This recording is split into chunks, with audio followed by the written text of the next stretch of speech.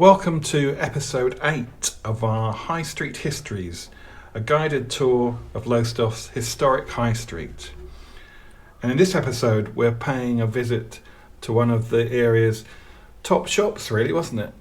It's Devereux's, a provision store. Tell us about Devereux's. Yeah, Devereux's, John Devereux and Sons was one of the biggest provision merchants in Lowestoft. He had this large provision store in the High Street and almost as big a one south of the bridge in London Road South as well. It would appear that these buildings that we see, which were numbers 127, 128, 129 High Street, there is a 130 as well. These were purpose-built for Mr. Devereux for his business. At the same time, the evidence is that the properties went up, that the street was widened here as the commencement of a street widening process. The buildings, the initial buildings, 127, 128, 129, appeared to be erected in the late 1860s, and as we shall see, number 130 doesn't appear to have been built until the 1870s. So you think this picture would have been 1890s, early 1900s, do you think? Yeah, I should think this is the 1890s. Yeah. What sort of thing would you have bought from Devereux's? Everything and anything when it comes to provisions. Tea, coffee, bread, butter, fruit, vegetables, you name it, he would have sold it. Yeah. We know from the records that Mr. Devereux also did wholesale, selling his merchandise in bulk to other businesses in the town. The shop was there for a fair while, wasn't it? After the Second World War, in the 50s and 60s. Yes. I've met people who say they particularly remember the smell of ground coffee. Oh yes, you can see that those three shops had a large staff. We can see some of the staff lined up here wearing their aprons and their whites. So let's have a look at this shop from another angle, looking south towards the Triangle Marketplace. It's a fine building, isn't it? It definitely is, and again you can see quite clearly, because of particularly the shop front of number 130, which is the closest to the camera, you can see it's just when it was built after 127, 128, 129, built as a block, was added to it.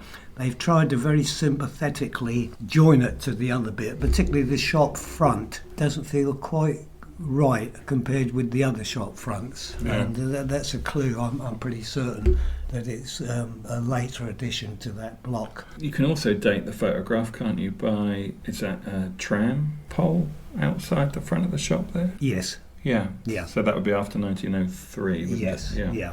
I like the adverts on the side of the building there. You've got Nestle milk, Reed's flour. Is that Soufflakes? Beef suet, it says on the side. Yeah, Soufflakes. So this is a modern view of the building, and you can see it's been split up into different shops now. Overall, in appearance, the building has changed very little. Yes, yeah. We're moving back in time, but a little bit further up the High Street. Yeah, so here we're looking south down the High Street. The new Devereux's building is plainly visible there. And you can also see, look at the shop windows, which are to the right of the photograph there. You've got a butcher's shop, you've got a barber's, and you've got a pub, haven't you? Yeah, that's the Globe. Yeah. And then there's a smaller shop.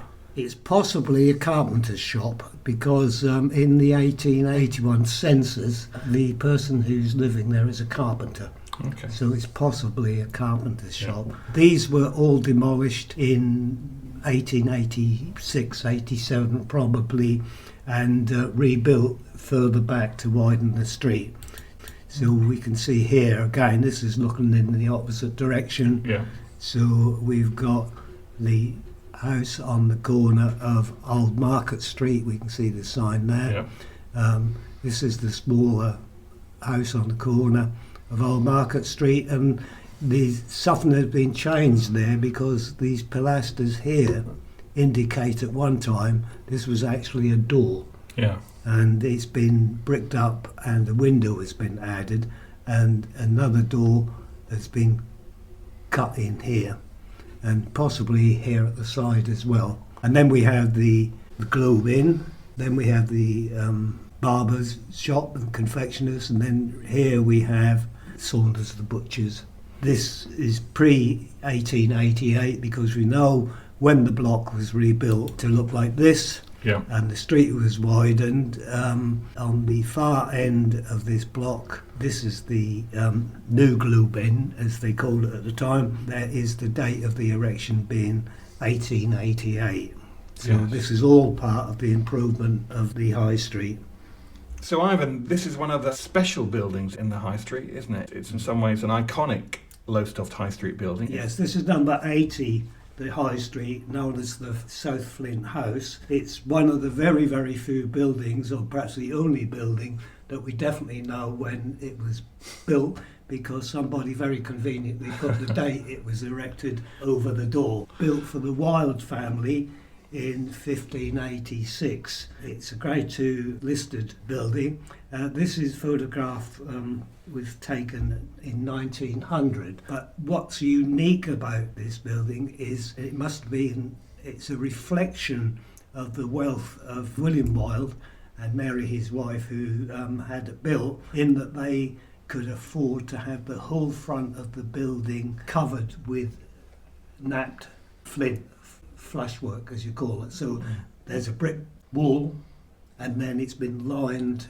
with this napped flint, a very, very expensive product. And then if we come to a more modern view, you can see the blocked up windows have now been restored. The other thing that's most important, here we've got what's known as a flying freehold over top of this public right-of-way. That's a much more recent addition. Okay. Early maps show there's nothing over there, so they've constructed something so they don't block the public score, but they've tried to make it look as if it's part of the original buildings. But this is a wonderful piece of 16th century building work in Lowestoft. And of course, finally, there is the date William and Mary W.M. Wilde, and the date 1586 when the property was erected for them.